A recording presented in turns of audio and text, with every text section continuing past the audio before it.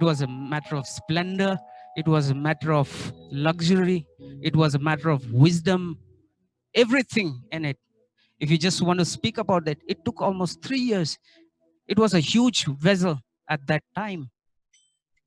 It almost had 3 football fields in that, talking about the luxury. When you had to board the vessel, you had to pay a huge amount for that. Even in the tickets, it was graded as first class, second class, third class. So, in its maiden journey, which was from Southampton in England to New York, as you all know, what happened to that vessel. In its maiden voyage, I think 3 days after it started, the captain of the vessel knew that there will be icebergs because the season was such that. And do you know that they were so confident in the technology, they were so confident in the vessel, the engineering, everything in that. They just took 20 lifeboats for just 3,000 people inside the boat. Do you know why did they do that?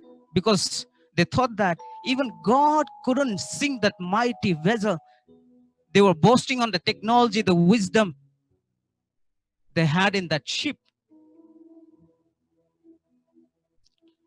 Even the weather forecast said that there's going to be icebergs, but their theories, it says that the captain of the ship wanted to make a history by speeding it, by making a record of reaching from Southampton to New York in the shortest span of time.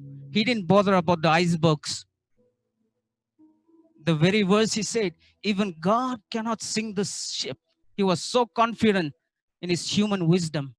Here, I don't say that you don't need wisdom.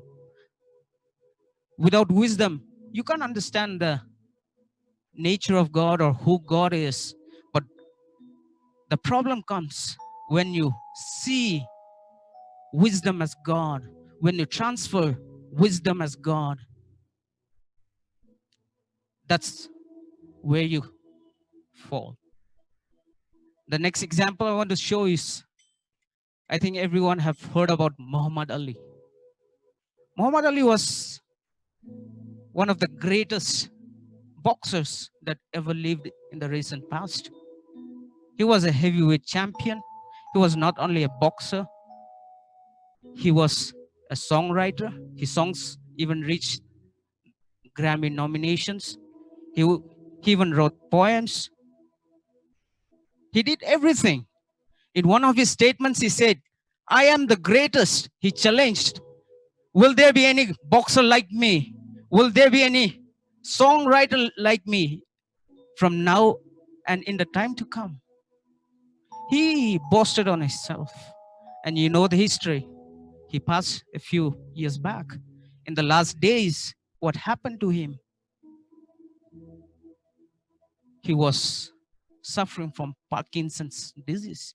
He couldn't even move his fingers. He couldn't even speak in the last days. He suffered. He boasted, I'm the greatest. Will there be any guy who can punch me down? But all those who boasted. So my question to each and everyone, to you today is, what is your trust? What are you boasting on? The ruins of the Titanic was found in 1985, 12,000 feet down the North Atlantic Ocean. When the ship sank, when the ship boarded, when they were boarding, almost 1 lakh people came to just see the send-off. People were graded as first-class passengers, second-class passengers, third-class passengers, based on their luxury, based on their riches, and the workers. But do you know, when the ill-fated ship sank, there was a list put in the office in Liverpool. Outside the office, it had just two lists. One was the list who were saved, the other's list were those who sank, those who died. When they boarded, there were many grades, people who were rich, who were poor, who were workers. But when the ship sank, there were just two lists outside the office, those who saved and those who died. My dear brothers and sisters who are listening to this, when we are living, let me ask, whom are we trusting on? On that final day, there will be just two lists whose names are written in the book of life and whose names have been taken off the book of life. Let me ask to each and every one of you, where is your trust? Blessed is the man whose trust is in the Lord. I just want to close this. And before closing, I'll just share a short testimony of myself. I was born and brought up in the northeastern part of India, Nagaland. Even in my childhood, I had a desire of completing my doctoral studies, though situations were not favorable to me. Always the situations will say, you're not going to achieve that.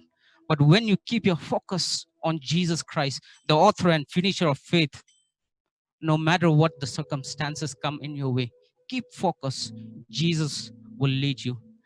The Father who has started the good works in you, he will lead you till the end. When I came to the university, I gave the first priority to God.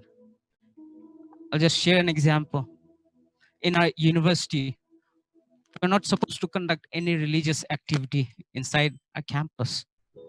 But we found, we felt that we need to worship here in the university. I found there were a few people over there who could gather, though situations were not favorable to us. When the university timings are over, we all gathered in a small room. So you can't blame on your circumstances or situations. But if you just say that, Lord, I'm ready, God is ready.